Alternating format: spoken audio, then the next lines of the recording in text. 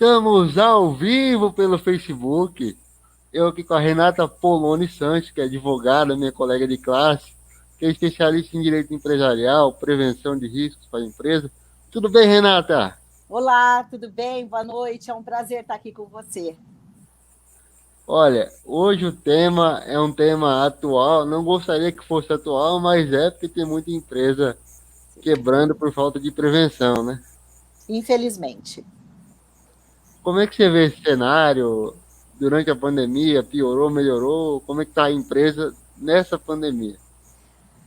Bom, nós vamos hoje falar um pouquinho sobre prevenção, né, de riscos e evitar alguns prejuízos na empresa, mas assim, a pandemia ela acelerou algumas empresas no sentido digital, né? Então, assim, muitas empresas que era só a loja física se viu obrigada, né, a fazer de forma digital para atrair clientes e fazer vendas, né? E não fechar as portas. Né? As empresas, algumas infelizmente, falam assim: fechamos em razão da pandemia. Mas se analisar, a empresa já estava em crise. Né? A pandemia foi a gota d'água, né? Para algumas empresas. Não estou generalizando, mas algumas sim. Tá? Mas nós vamos falar além da crise.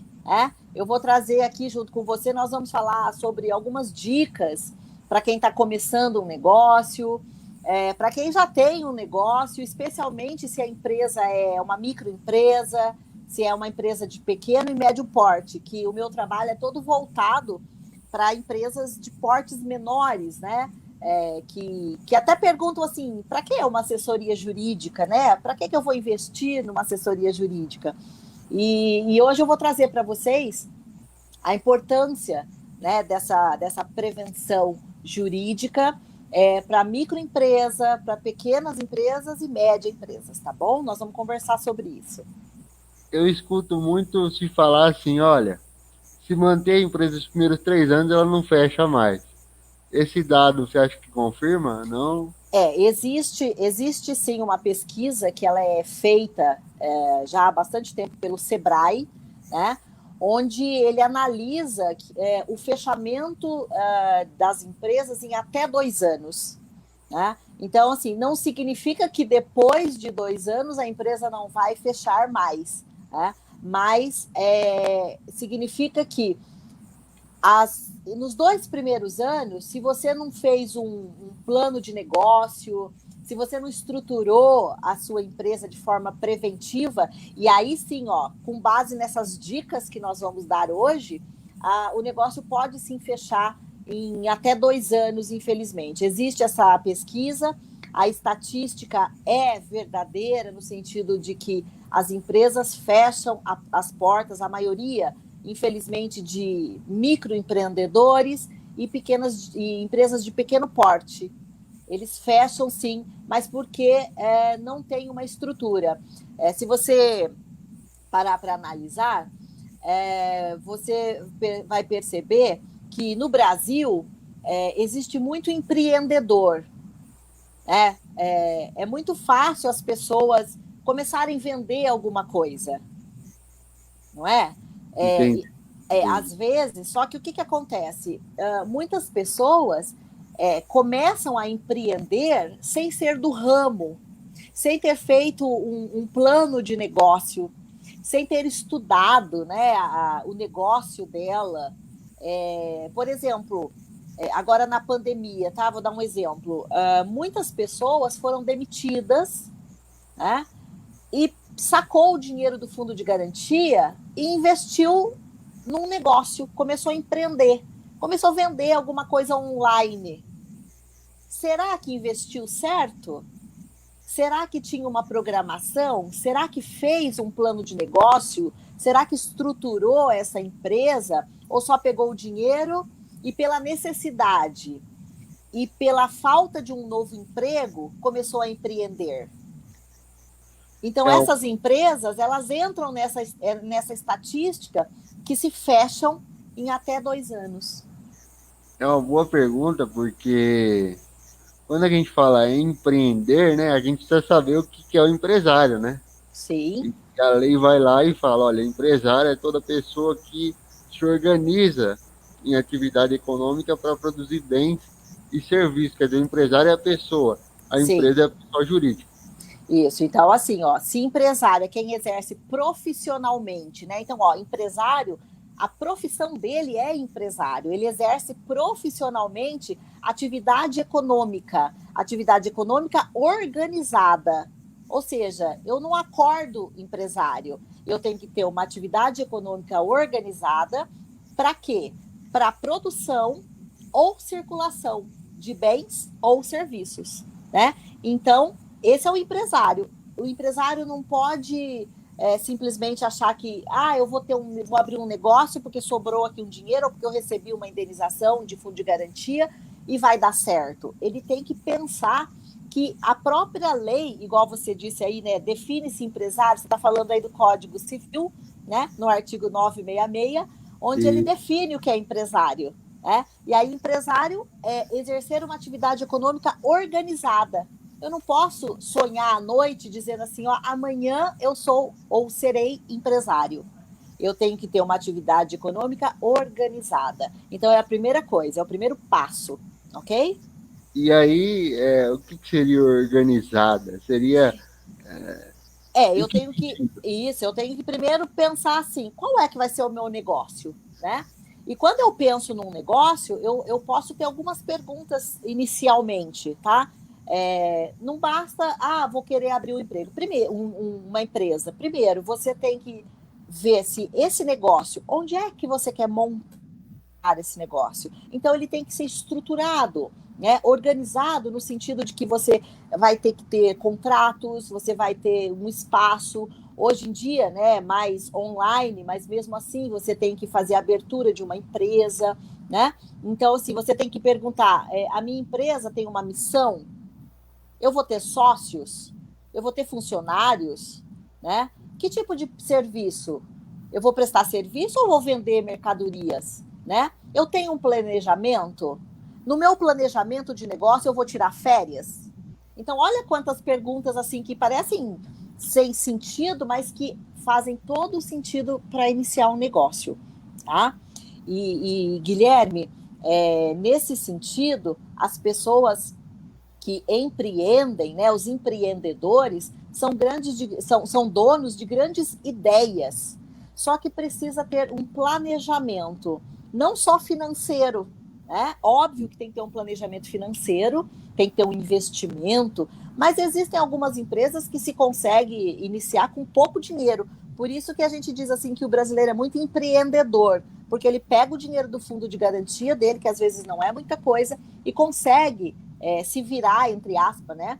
Ele, ao invés de ter um novo emprego, ele passa a ter o seu próprio negócio. Ele começa a vender de porta em porta, ele começa a vender online, né? Mas o que hoje eu venho para dizer para vocês da necessidade de um planejamento, ok? Então vamos lá. Eu quero ser empreendedor lá. Eu gosto de comida, eu gosto de pizza, vou querer comer pizza agora. Vou querer vender pizza. Eu quero uma assessoria jurídica. Eu chego na tua porta, o que você vai falar para mim? O primeiro passo é ter uma. Então, normalmente, quando chega até um advogado, né, empresarial, quando chega nesse estágio que você falou, né, eu tenho um projeto, eu quero empreender, eu quero ter um negócio, mas eu ainda não dei abertura. Né? Então, eu não iniciei o meu negócio. Aí a assessoria, ela vai no sentido de auxiliar com documentos, auxiliar, por exemplo, com a constituição da empresa, né, com o contrato social, auxiliar com a legislação, quais são os deveres, se precisa licenciamento, onde começa, se tem que ter licenciamento só do Corpo de Bombeiros, se precisa ambiental ou sanitário, né? Se já tem um contador. Então, assim, existem várias perguntas que eu vou fazer para esse empreendedor, né? E com base nas respostas, a gente vai montar um plano de ação jurídica. E nesse plano de ação jurídica, nós vamos montar no sentido de evitar riscos e prejuízos, tá? E aí a primeira pergunta que eu vou fazer para o empreendedor: a sua empresa já está regularmente constituída? Ah, mas que é isso, né? Que o cara. Então, já tem CNPJ ou você é uma empresa de fato? Você simplesmente pegou o dinheiro, comprou uns produtos, igual você falou da empresa de pizza, você quer abrir uma pizzaria. Você começou a simplesmente vender pizza ou você tem um CNPJ? Você realmente é regularizado, tá? Então, existe a primeira coisa, a sua empresa está regularmente constituída? A sua empresa tem CNPJ?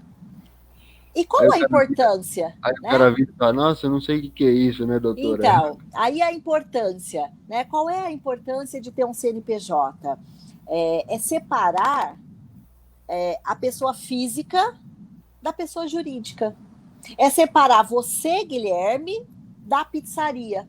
É separar o patrimônio do Guilherme com o patrimônio da pizzaria. E um dos maiores erros que os empresários às vezes cometem, e não só iniciantes, tá? Mas eu digo assim, ó, empresário nesse sentido de pequeno, né, do microempreendedor e do pequeno especialmente, que às vezes trabalha ele com um ou dois funcionários, né? Então ele acha que ele não precisa ter CNPJ, que não dá em nada não ter CNPJ. Mas, na verdade, qual é a importância de ter um CNPJ? Primeiro, você vai estar regularizado, né? O CNPJ, você adquire a possibilidade de participar em licitações, você adquire a possibilidade de emitir recibos, nota fiscal, de comprar mercadorias de grandes empresas, de fazer negociações legais, né? A falta de um CNPJ a maior. Como eu vou dizer assim, o que implica não ter um CNPJ? Significa que qualquer prejuízo que você causar para alguém, não é só o patrimônio dessa sua empresa, entre aspas, que vai arcar com o prejuízo. Isso. Tudo que você tiver pessoal também entra para pagamento desse prejuízo. Então, olha só, não ter CNPJ é confundir o patrimônio que a gente fala, né? É não separar o que é empresa e o que é pessoa física. Então, esse é o primeiro ponto. Abrir uma empresa, tá? E aí eu digo para você assim, ó, o que normalmente as pessoas buscam? Elas buscam um contador e não um advogado. É errado? Não, não é errado. Só que você deve buscar um contador e um advogado. Por quê? Quem faz contrato, Guilherme? Quem estuda para fazer contrato? Deveria ser a gente, né? Não, deveria não. Somos nós, não é o advogado? Nós não Lógico. passamos lá 5 anos estudando direito civil, as regras, né, do direito civil, que é onde a gente formaliza, né, os contratos. Então, assim, ó, quem é que faz contrato? Advogado. Perfeito. Aí você pode estar perguntando assim para mim, as pessoas que estão assistindo podem estar questionando, mas o contrato da minha empresa foi feito pelo contador. Ok, nós temos no Brasil esse costume de que a abertura da empresa é feita somente por um contador. Só que se você olhar o contrato social da sua empresa, mesmo que foi feito dentro do escritório de contabilidade, foi um contador, foi um advogado que fez e assinou esse contrato. Exato. Tá? Então, assim, ó, mesmo que o advogado não apareceu na negociação, não foi o contador que fez o contrato. Ele é feito por um advogado, tá?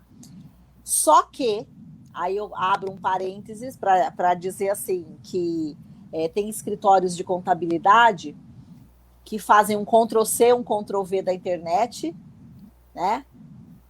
Copiam e colam, né, alguns contratos e não asseguram algumas garantias para o empresário, tá? Não assegura garantias. Ou seja, quando dá um problema na empresa, você vai olhar o contrato social, não está escrito nenhuma cláusula daquilo que você precisa. E aí vai dar problema. Aí vai parar no judiciário, tá? Então, assim, olha, redigir o contrato, você pode fazer o seu contrato social com um advogado e levar o contrato social para o contador dar a continuidade, tá, da abertura da empresa. O próprio contador, estando com o contrato social em mãos, ele vai levar para registro, né, na junta comercial ou no cartório, né, dependendo do tipo da empresa, tá? E aí, então, assim, ó, o contrato social é o coração da empresa. Se no contrato social faltar algo importante, com certeza a empresa vai morrer. Com certeza vai ter um ataque cardíaco e vai parar na justiça. E não é só a empresa. Às vezes, o empresário que foi mal assessorado juridicamente, ele vai ter um dano psicológico, um dano financeiro muito maior do que se tivesse assessoria jurídica desde o início, tá? Então, assim, o contrato da empresa deve ser feito por um advogado e levado ao contador para que ele faça o pedido do CNPJ, para que ele veja, por exemplo, se você tiver um funcionário, para que ele faça o registro do funcionário, tá? Então, primeiro passo, a sua empresa está regularizada? Ok? Sim, sim. Perfeito. Segunda coisa, a sua empresa possui todos os alvarás e licenciamento para funcionamento? Não basta ter CNPJ. Você tem que, para abrir uma empresa, tem que ter alvará de funcionamento. Como eu disse já no início, esse alvará pode ser do bombeiro, pode ser ambiental, esse alvará pode ser da prefeitura, né? Da prefeitura, daí tem que ter o alvará do bombeiro, né? Do corpo de bombeiro, uma licença sanitária, né? Emitida pela prefeitura, né? Que é o registro. Então, assim, conforme a área de atuação da sua empresa, o advogado vai dizer para você que tipo de alvará ou de licenciamento que ela precisa ter, né? E às vezes tem algumas empresas, por exemplo, se você está abrindo uma clínica médica, além desses registros no município, você obrigatoriamente tem que fazer o registro no Conselho Regional de Medicina. Então cada tipo de empresa, ela vai ter um alvará de funcionamento, ela vai ter alguns documentos, alguns licenciamentos obrigatórios em lugares diferentes. Ok? Então, segunda pergunta é sobre licenciamento. Sim, porque pode aí você dizer. tem o registro na sua associação competente, né? Na OAB, por exemplo. Nossa, e tal. Por exemplo, uma sociedade de advogados, ela não é empresa, tá? Porque se você pega lá o conceito de empresário, no parágrafo único, não é empresário quem exerce profissão de natureza intelectual ou científica. E o advogado, ele exerce profissão natureza intelectual, né? Então, nós não somos considerados empresários, ok? Advogado não é empresário. A sociedade de advogados também não é empresária, tá? O registro é somente na OAB, ok? Mas se você quiser fazer a abertura de uma empresa, ok, também é possível, tá? Mas aí é outro detalhe, a gente entra em outra parte, assim, um pouquinho mais complicada sobre empresas. Eu lembro bem que na minha aula de ética, a professora falou assim, ó, quando você for advogado, não vai pôr nome fantasia no escritório, né? A perfeição das leis, né? Não, nós não podemos, exatamente. Porque nós não somos considerados pela lei empresários. E só a empresa, né, o empresário, tanto que o advogado, por exemplo, igual eu, pessoa física, eu posso ter CNPJ? Posso. Eu posso ter uma sociedade unipessoal, né, individual. Então, hoje, o advogado, ele pode ter um CNPJ para emitir notas, né, para os clientes, quando você trabalha com empresas, principalmente, né, para documentação você pode ter sim essa sociedade, chama sociedade unipessoal e limitada. Né? Apesar de ser de uma única pessoa, a lei chamou de sociedade. É você sócio com você mesmo. Estranho. É estranho. Não tem como dar errado, hein? Não tem como dar errado. Né? Tá. Aí, Guilherme, outra coisa importante, quando vem até mim um empreendedor, eu vou perguntar para ele assim: o local da sua empresa é alugado? Você tem contrato de locação? E aí a gente vai analisar o contrato de locação. Qual a importância de ver se a empresa que tem prédio alugado, se o contrato está ou não vigente? Olha a importância. Quem responde pelo quê, né? Não é nem pela responsabilidade, mas se o contrato de locação, imagina que a empresa já está em andamento, Guilherme, e aí a pessoa procura o advogado para uma assessoria, e a primeira coisa, quando eu peço o contrato de locação, eu vejo que o contrato de locação dele não é mais vigente, já passou o prazo. O que pode acontecer se meu contrato de locação já passou o prazo? Você perde o ponto de estabelecimento. O dono do imóvel, a qualquer momento, pode pedir para você desocupar. Olha o transtorno para uma empresa. E tem razão, hein? Não é? E imagine você há vários anos utilizando aquele espaço, né, aquele prédio, e de repente você não renovou o seu contrato de locação, porque tem lá uma cláusula dizendo que pode, por mais um ano, ficar sem renovação automática. Mas já se passaram 3 anos. Ou seja, você está sem contrato de locação vigente. A qualquer momento, o dono do prédio pode pedir de volta o prédio. E aí tem os detalhes da lei de locação. Por exemplo, quando você tem um contrato vigente, empresarial, tá? Isso não serve para residência, tá? Só para empresas. 6 meses antes de você finalizar a sua locação, você pode conversar com o dono do imóvel, ok? E ver se ele quer renovar esse contrato. Caso a resposta dele seja negativa, você pode entrar com uma ação que é próprio da lei de locação, para demonstrar para o juiz a necessidade da renovação obrigatória desse contrato. Olha que coisa interessante. Não é uma cautelar, é uma ação própria da lei de locação, tá? É uma ação renovatória mesmo de aluguel, tá? Ela não é cautelar, não. Ela não tem esse intuito de cautelar. Por quê? Porque você tem que obrigatoriamente fazer esse pedido 6 meses antes de encerrar o seu contrato. Por isso que não precisa ser cautelar. Para quem não é da área jurídica, né? O cautelar é quando a gente tem urgência, a gente tem pressa, né? Mas como nessa ação você tem 6 meses ainda de prazo para continuar naquele espaço de locação, então por isso que não é cautelar, tá? Então olha a importância de verificar se seu contrato de locação está vigente. E isso acontece com você, não? Acontece bastante da pessoa já estar assim no final do contrato de locação. E aí, assim, gente, tem que tentar negociar com o proprietário se já passou do prazo. Agora, corre o risco do proprietário falar que não, eu que quero utilizar agora.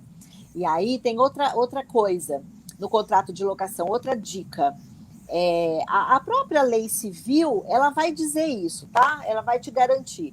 Mas seria interessante num contrato de locação empresarial que você estabeleça uma cláusula que quando você desocupar o imóvel, quem entrar não pode fazer o mesmo serviço, a mesma prestação de serviço que você fazia, para não ficar com seus clientes. Aí não existe a sucessão, né? Então, mas não é sucessão de dívidas, mas estou dizendo de clientela. Imagine você ficou lá 10 anos no mesmo ponto comercial e de repente você vai se mudar, tá? Você vai para outro local. Se você tiver uma cláusula no seu contrato, você pode impedir que o dono do imóvel alugue para o mesmo ramo de atividade. Vamos dar o exemplo da pizzaria? Eu tive a pizzaria por 10 anos no mesmo endereço. E aí eu resolvi mudar para um outro espaço. Eu posso ter colocado no meu contrato que quando eu sair, no prazo de 2 anos depois da minha saída, aquele lugar não pode ser pizzaria. Porque senão os meus clientes podem confundir, ir lá achando que sou eu que ainda estou. Aqui na minha cidade aconteceu isso com uma farmácia. Então, mas porque no contrato da empresa às vezes não tinha essa cláusula. E o cara que sucedeu, né? Sim. O antigo dono ganhou muito, porque todo mundo conhecia o antigo dono E e conhecia o local. o antigo dono era uma marca em Lucélia, né? Ah, Ah, eu quero então. ver a farmácia do seu fulano. Ah, não é mais ele, mas o atendimento é igual. E aí? Pois é, a clientela ficou, né? A clientela ficou. Então, olha também a importância de um contrato de locação ser bem redigido. E não aqueles contratos de Ctrl+C, Ctrl+V feito no computador, copia e cola, né? Ou então aqueles contratos comprados na papelaria pronto. Para a empresa, gente, para a empresa é muito importante ter cláusulas específicas. Tem toda uma legislação diferente com cláusulas especiais, específica para cada negócio. E isso é o advogado da área empresarial que vai conseguir formular essas cláusulas conforme a necessidade do cliente. Olha, então nós já vimos, primeiro tem que ter CNPJ, tem que ver licenciamento alvará, tem que analisar se o contrato social, né, se o contrato de locação está vigente, né? E outra coisa, agora vamos falar do contador. O empresário, ele tem que ter informações contábeis. Como assim? Meu contador é de confiança. Claro, o seu contador é de confiança. Tem que Só ser. que tem que ser, tem que ser. Só que você concorda comigo que eu não posso aceitar somente o contador me falando assim, não, tá tudo certo. Você concorda comigo que pelo menos a cada 6 meses eu tenho que pedir para o meu contador emitir uma certidão negativa fiscal para realmente eu ficar tranquila, eu dormir bem, que eu não tenho nenhuma dívida fiscal, que eu não estou devendo imposto? Porque às vezes, tá? Não estou generalizando, mas assim, olha, os contadores têm funcionários. E se o funcionário esquece de pagar uma guia no dia certo? E se o funcionário está de mau humor aquele dia? E se o funcionário, justamente no dia do vencimento, não foi trabalhar, que era responsável pela sua empresa?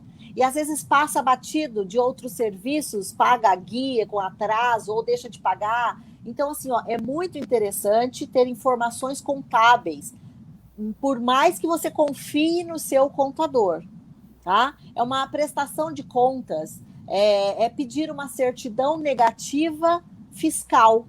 A cada 6 meses, não precisa comprovar todos os meses, mas a cada 6 meses eu acho uma coisa muito importante. Tá? Porque Então, quando a gente fala de livro, é obrigação tributária, né? sim, nós estamos falando em pagamentos de impostos, nós estamos falando aí de livros fiscais obrigatórios, né? Que hoje eles estão online também, né? Tá tudo digital. Mas assim, você tem que saber, por exemplo, se você tem um funcionário, é obrigação sua saber se o FGTS está sendo recolhido, se o INSS está sendo recolhido, por mais que você tenha um contador para recolher, né? Ah, mas eu pago um contador por mês para fazer isso. Ok, você paga o contador, você paga o advogado, uma assessoria jurídica, para você poder focar no seu negócio. Isso não significa que você não tem que nunca mais perguntar para o seu advogado se o contrato precisa ser revisto, ou para o contador se ele tá recolhendo realmente os impostos, tá? Então, assim, é muito importante certidões negativas fiscais, que é dos impostos, pelo menos a cada 6 meses. E seu contador vai poder fornecer isso, tá bom? Outra coisa importante para quem tem uma empresa, você tem contratos com seus clientes? Existem algumas empresas que é de venda de mercadoria que não precisa contrato, né? Você vai lá, pega o produto na prateleira, você vai lá, consome a pizza na hora, né? Não precisa. Mas tem algumas empresas que é de prestação de serviços, tá? Então, é essencial ter um contrato. com o seu cliente? Como é que você vai prestar um serviço sem estar escrito as cláusulas que vocês negociaram? A dica de ouro é: no direito, o que não está escrito não existe. E que palavras se perdem ao vento.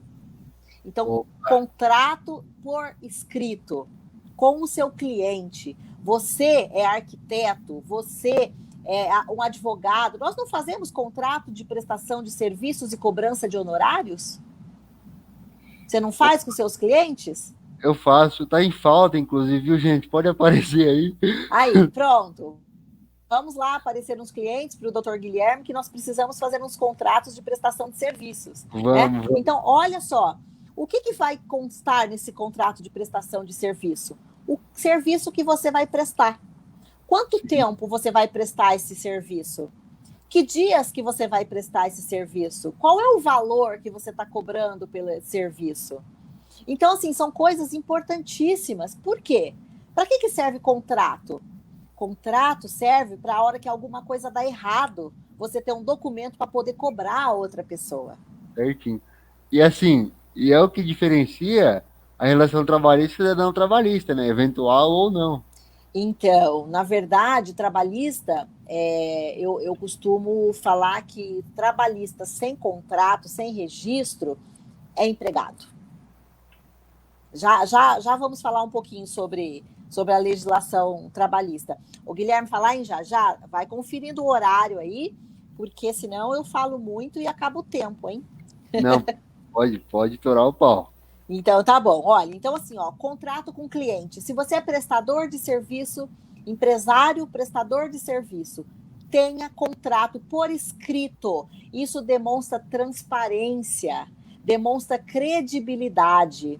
Você pedir para fazer um contrato não significa que você não confia na outra pessoa. Pelo contrário, você está demonstrando que você é transparente, que está ali no contrato escrito tudo aquilo que você vai fazer para aquele cliente. Percebe a importância de um contrato? E assim, não é à toa que o Brasil, ele não é um país preventivo, né? Não, infelizmente. Quando você veio falar comigo, eu trabalho com advocacia preventiva, eu falei, poxa... Você levou um susto, né? O brasileiro não compra prevenção. Comprar até compra, né? Seguro de carro tá aí para provar que sim. Pois é. Aí eu pergunto assim, a gente paga seguro de carro mesmo torcendo, né, que não aconteça nenhum acidente. É por prevenção. Por que nós não temos um advogado para fazer prevenção na empresa?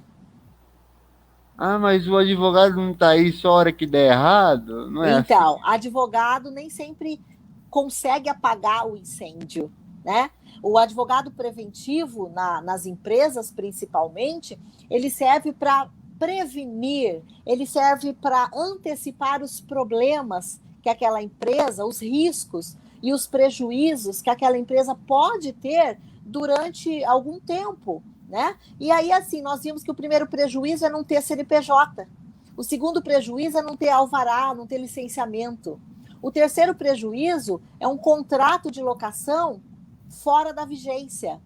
O quarto prejuízo é não ter contrato com seus clientes quando você presta um serviço, né? O cliente vai reclamar que você não cumpriu o que você combinou, mas se não está escrito, como é que você vai discutir com ele? Pior, né? Tem gente chegando aqui, hein? Tem gente entrando? Olha, eu não estou acompanhando o chat, tá? Se tiver alguém fazendo pergunta, alguma coisa, você me interrompe e faz as perguntas, ok?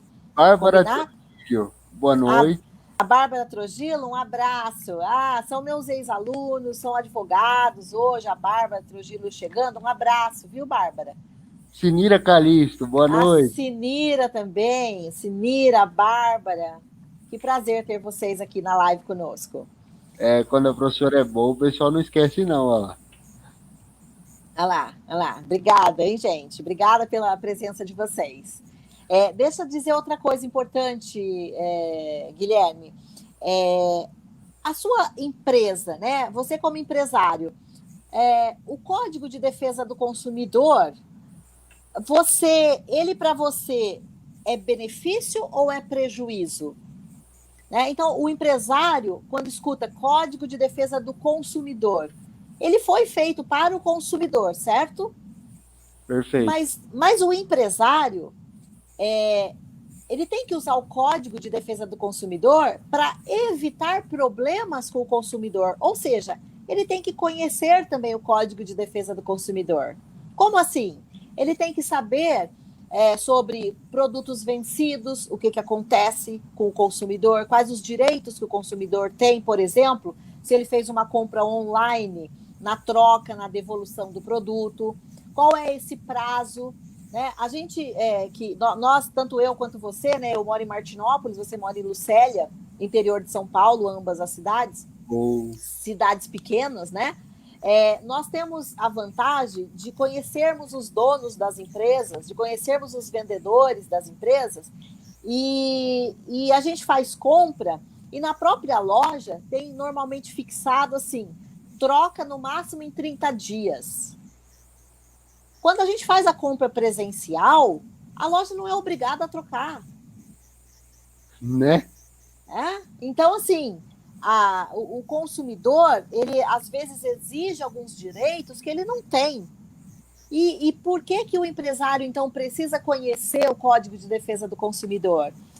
Para poder dizer para o consumidor, olha, é um agrado que eu estou fazendo para o meu cliente, deixando você levar, já que é um presente que você está dando, né? Deixa a pessoa receber o presente, fala para não tirar a etiqueta, fala para não usar, e você tem até 30 dias com a nota fiscal para fazer a troca. E aí você ganha o cliente de volta para você, né? Exatamente. Normalmente, quando o cliente vem trocar um presente, ou ele acaba trocando por algo mais caro, ou ele acaba comprando alguma outra coisa, não é assim? Pelo menos comigo, quando eu tenho que fazer alguma troca, Guilherme, normalmente ou eu compro alguma coisa, ou eu compro algo mais caro. Mulher é fogo, mulher Vai é lá. fogo. Se é sapato, então, Guilherme, você chega lá, você olha uma bolsa que combina, né? E a gente acaba comprando. É Tá? complicado. Outra coisa que eu tenho que falar Sim. é o seguinte, o cara que não recolhe o INSS, ele comete crime, tá? Sim, Crime sim. previdenciário. Isso, aí nós estamos entrando em outra esfera jurídica, né? Tem os crimes previdenciários, sonegação, né? Crimes fiscais, tem alguns crimes do que empresários cometem de sonegação, não recolhimento, né? Na área fiscal, as execuções fiscais, tá? Sim. Além de danos financeiros, né? De ter que pagar com multas, ele também incorre em crimes, exatamente. Muito bem lembrado, viu? Muito bem lembrado.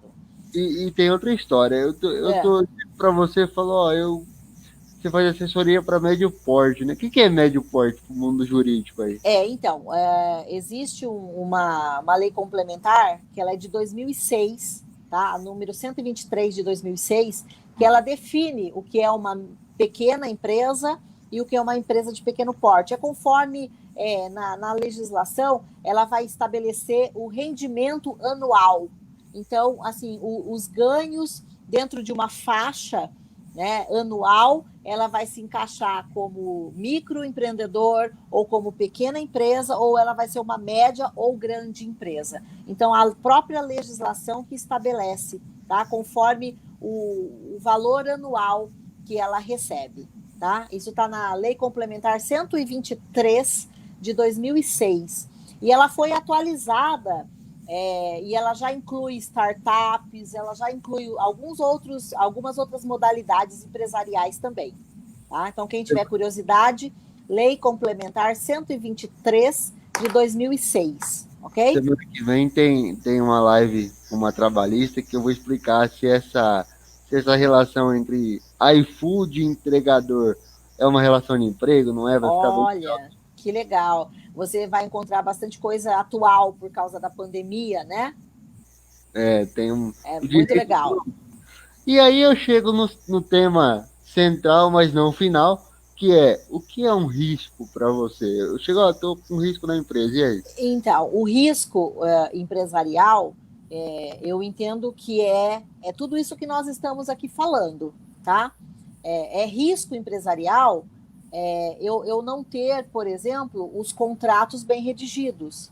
É um risco empresarial eu ter uma empresa de fato, eu não ter uma empresa devidamente constituída, né, com CNPJ.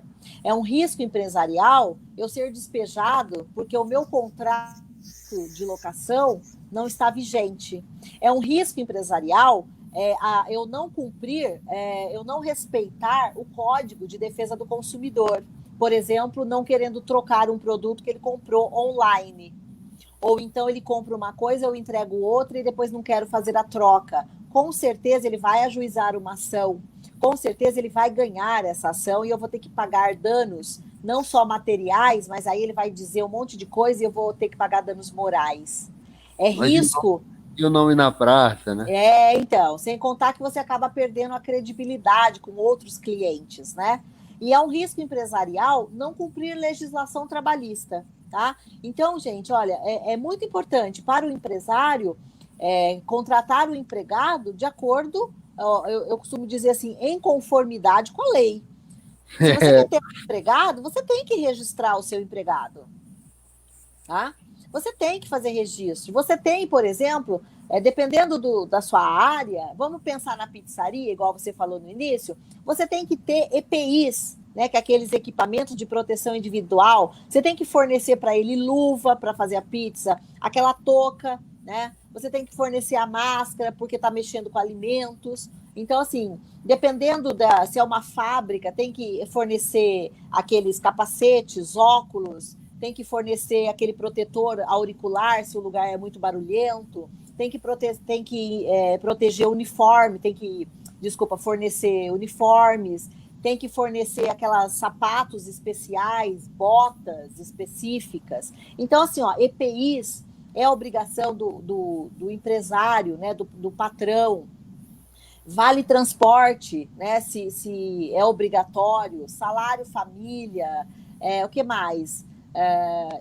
Nós temos comissão, a depender se é vendedor ou não. Comissão, mesmo vendedor, a gente tem que lembrar o seguinte, olha, vendedor é empregado, ele pode ser comissionado, mas se você pegar lá a Constituição Federal, diz que ninguém pode ganhar menos do que um salário mínimo. Então, exato, por mais, né, que ele seja comissionado, né, tem que ver o comissionado que eu trabalho em várias empresas, então eu tenho também uma empresa, eu presto serviço, é o tal do pejotizado, né? Ou eu sou terceirizado, né? Então, assim, mas empregado, funcionário, você tem que registrar. Você tem que registrar. Mas aí, ó, estar em conformidade com a legislação trabalhista não é bom só para o empregado. O patrão é bom também. Ele pode fazer banco de horas. Né? Não é muito comum as empresas ter banco de horas. Por exemplo, o empregado faz um monte de horas extras, você pode ter uma legislação específica na sua empresa regulando o banco de horas. Que aí, por exemplo, ele ao invés de receber, ele vai trocar por folgas. Né? É muito interessante, mas você tem que ter isso por escrito. Você tem que conversar isso com o seu empregado. Não avisar é só 48 falar. horas antes. Você tem toda uma regra, né, trabalhista, né? Você tem que verificar a convenção coletiva do trabalhador e verificar se você está fornecendo o que a gente chama de ambiente adequado para ele trabalhar, né? Você não pode só exigir do seu empregado, você tem que dar um ambiente adequado para ele, né? Você tem que dar condições para ele trabalhar, né? Nós temos o seguinte, eu não quero que ele trabalhe todo dia, temos que empregado intermitente. Intermitente, uma forma, isso. Então, a empresa é que vai definir quantos funcionários ela vai ter, né? Funcionários registrados. Aí depois, por exemplo, a empresa precisa ter uma pessoa registrada na empresa para fazer a limpeza? Não. Ela pode terceirizar esse serviço. Ela pode contratar uma empresa que venha fazer limpeza, que daí ela não é responsável por recolhimento de impostos, isso aí é a terceirizado que vai fazer. Tá? Ela vai ser responsável só para pagar o valor da contratação e pronto. Tá? Ela tem que fiscalizar. Pode terceirizar tudo. Pode terceirizar. Hoje, Isso, inclusive, teve essa alteração durante a pandemia, né? Porque antes não se podia terceirizar a atividade fim, né? Então, por exemplo, se eu tenho uma pizzaria, eu não poderia ter um pizzaiolo terceirizado. Eu tinha que ter um pizzaiolo funcionário contratado. Hoje, a lei já permite que esse meu pizzaiolo seja terceirizado. Foi uma alteração durante a pandemia que teve da legislação. É bem interessante isso, tá? Só que muito cuidado, tá? Muito cuidado. Por quê? Algumas empresas contratam pessoas, contratam outras empresas, ao invés de registrar as pessoas, só que exige que ela entre com horário e saia no horário, cumpra horário, né? Horário para entrar, horário para sair, horário de almoço. Exige que ela venha trabalhar todos os dias. Ela é subordinada, ou seja, contratou uma empresa, mas ela vai ter todas aquelas condições de empregado. Uhum. Se ela ajuizar uma ação, ela vai ganhar. Né? Então, olha a importância do advogado, né, de uma assessoria jurídica empresarial, para dizer para a empresa se ela está tendo realmente um terceirizado, um pejotizado, ou se ela está disfarçando. Né? A pejotização é vista como muito ruim na legislação trabalhista. Tá? Ela, na verdade, não existe na legislação trabalhista. Por quê? Tem algumas empresas que demitem o funcionário, diz para ele assim, abre uma empresa que eu te contrato para prestar serviço. Então, na lei de terceirização, existe uma coisa que impede que isso aconteça. Não pode ser contratado, existe um período mínimo de 18 meses que se você demitir um funcionário, você não pode recontratá-lo como empresa. Uhum. Tá? Então, olha, isso aí seria burlar a lei, né? Fazer uma falcatrua com a lei. Eu vou te demitir, você abre uma empresa e você volta a trabalhar para mim. Não pode mais. Isso aqui, né? Então, né? Só que agora a lei diz que tem que ter um prazo de 18 meses, né? E você não consegue ficar sem um empregado por 18 meses. Perfeito. Né? Então é por isso, a lei pensa, gente, a lei pensa em tudo, a lei pensa em detalhes. E o advogado tá para pensar pelo empresário a não cometer esses riscos e não ter prejuízo para o futuro. Tá? Outra coisa importante dentro de uma empresa é ter um organograma. O que é isso? É ter o empregado, o sócio, o próprio patrão, ele tem que saber quem faz o quê. Por exemplo, num atendimento, o funcionário teve um problema com um cliente. Para quem que ele vai reportar? Quem é que vai ajudar ele a resolver esse problema? Para outro funcionário igual a ele tem um encarregado, ele tem um gerente, ele vai direto para o dono. Então, é interessante na empresa, por menor que ela seja, ter esse organograma, que é como vai fazer o funcionamento da empresa. Setores bem organizados. O empregado. Então, mas imagine uma empresa pequena, né? Uma empresa pequena, às vezes, não tem vários setores, né? Mas é importante deixar por escrito, gente. Tá? O organograma é por escrito. Dizer que se você tiver um problema ou uma reclamação, por exemplo, eu tenho um problema, eu sou vendedora, eu tenho um problema com o cliente quer reclamar, com quem que ele deve falar? Isso é importante, ter então esse organograma dentro da empresa, tá? E aí, a gente tem que pensar também que o empresário, ele tem que usufruir, ele tem que aproveitar das vantagens das leis, das vantagens dos regulamentos, das vantagens das normativas. Como assim aproveitar as vantagens? Vou dar exemplo aqui agora na pandemia. Quanta legislação trabalhista que mudou na pandemia, você viu? Pois é, então. Então, não teve, por exemplo, a possibilidade de suspender o contrato de trabalho por um tempo? Suspendia, interrompia em alguns casos, né? Reduzia horário, reduzia salário. Isso não podia antes da pandemia, né? A gente não tinha uma legislação que depois da pandemia nós vamos continuar usando, né? Algumas coisas. O teletrabalho, olha, regularizamos o teletrabalho. As pessoas podem trabalhar de casa. Olha quanta vantagem, quanto benefício que o empresário pode usufruir da lei. Então, assim, como é que o empresário vai usufruir da lei? ele tem que ter um advogado dizendo para ele das novidades legislativas que se encaixem na empresa dele. Chega a doutora Renata como advogada. Pode ser, estou à disposição, mas pode ser qualquer advogado da confiança, né? Desse empresário. E aí, falando igual você diz assim, o advogado empresarial, eu costumo brincar e falar, brincar entre aspas, dizer muito sério. Quando nós temos uma dor de cabeça, nós não vamos num médico de joelho. Isso.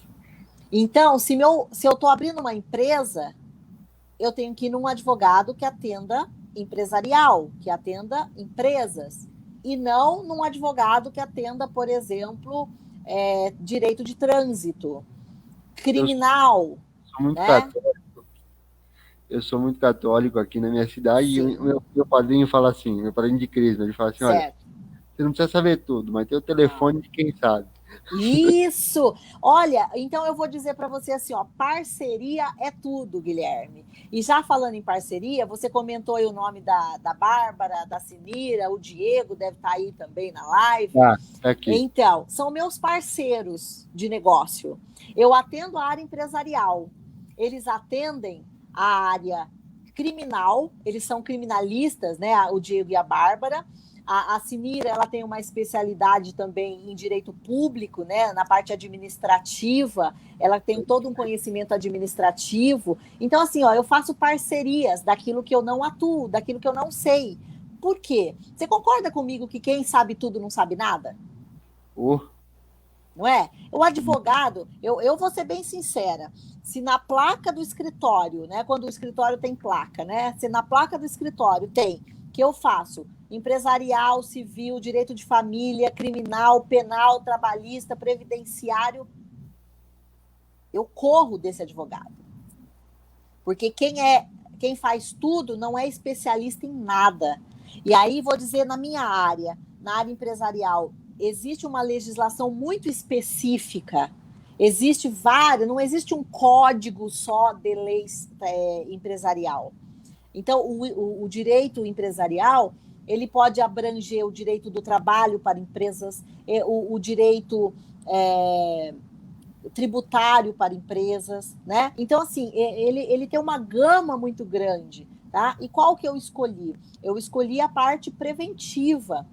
E a parte preventiva, ela vai muito de encontro com documentação, né? Com contratos. Então, assim, eu trabalho muito com a parte contratual, né? Preventiva, com análise de cláusulas, com a parte de compliance, né, que é a parte de prevenção trabalhista, trabalhar junto com o RH de uma empresa, no sentido de ver se essa empresa realmente registrou certo, se o empregado está registrado na função que ele exerce, ver se tem equiparação salarial, empregados que fazem a mesma coisa e ganham salários diferentes, isso não pode ter na empresa. Então, olha, são detalhes que um advogado preventivo na área empresarial vai auxiliar o empresário. E não importa o porte da empresa, não interessa se ele é pequeno empresário, se ele é um microempreendedor, tá? É melhor evitar dor de cabeças e ações.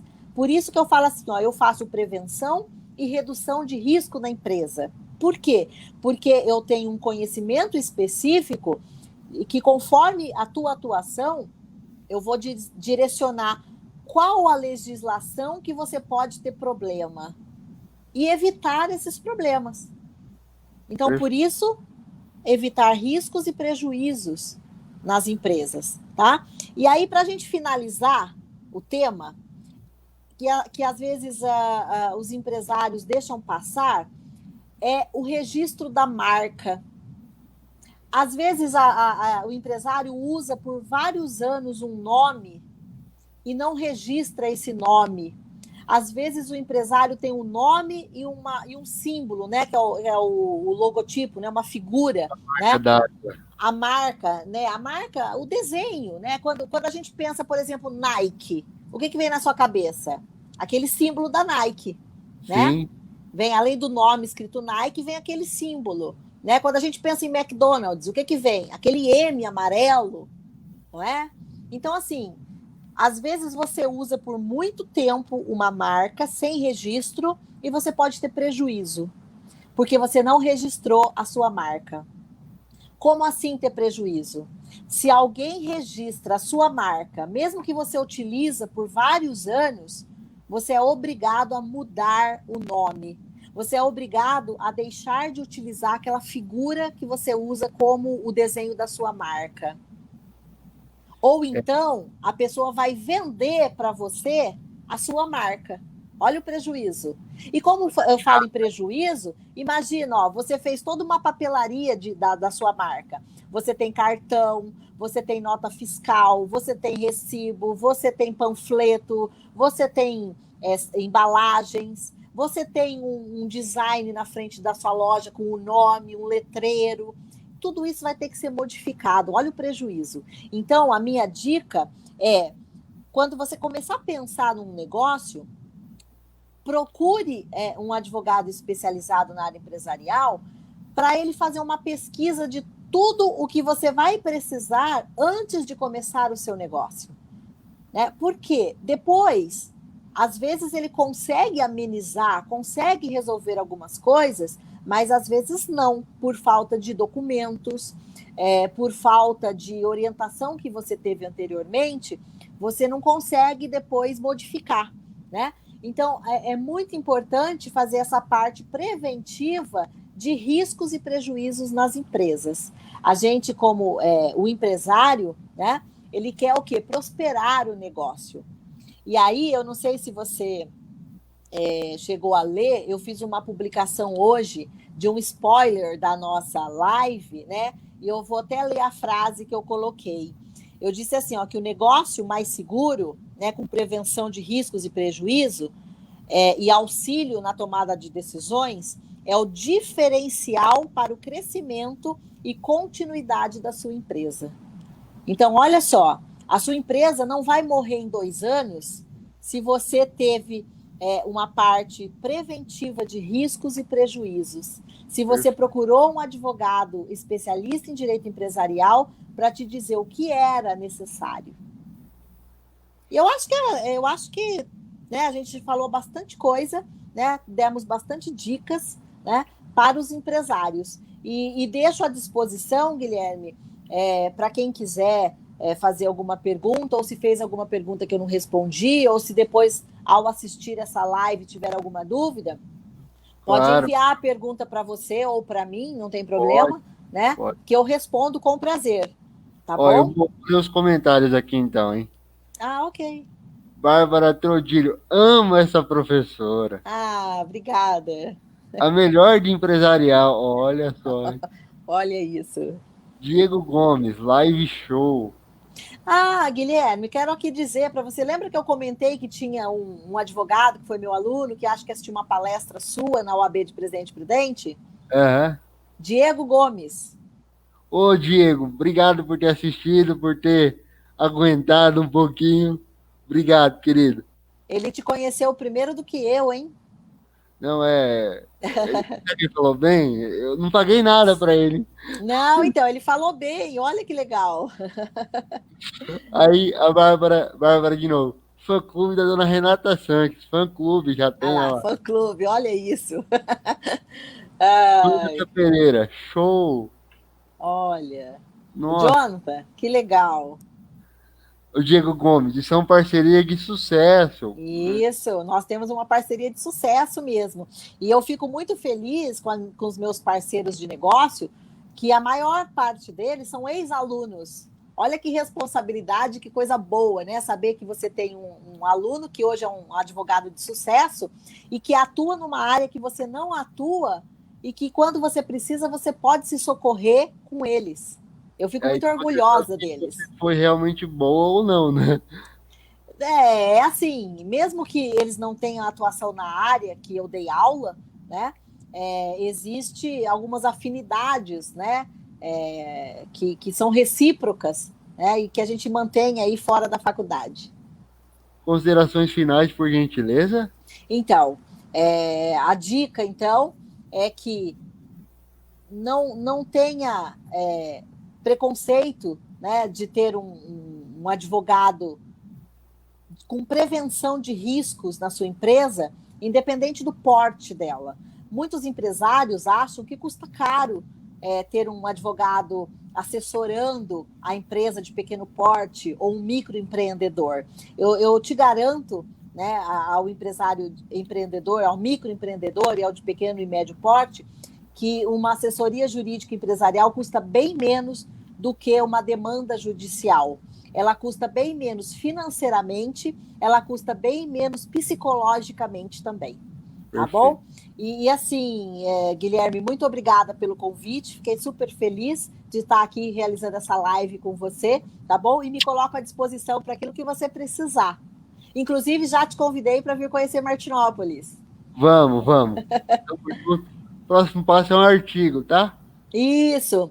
Olha, vamos fazer esse compromisso ao vivo aqui. Nós combinamos que nós vamos escrever um artigo jurídico em conjunto, tá bom? É um compromisso que nós temos depois. Nós vamos apresentar para os nossos amigos, para o nosso público aqui, esse artigo, combinado? E muito obrigada.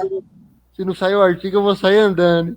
Ah, Guilherme. E olha só, muito obrigada para quem compareceu nessa nossa live, tá? Muito obrigada mesmo. E Guilherme, até uma outra hora. Tamo junto. Um beijo, obrigada. Tchau, Até mais. Tchau, tchau.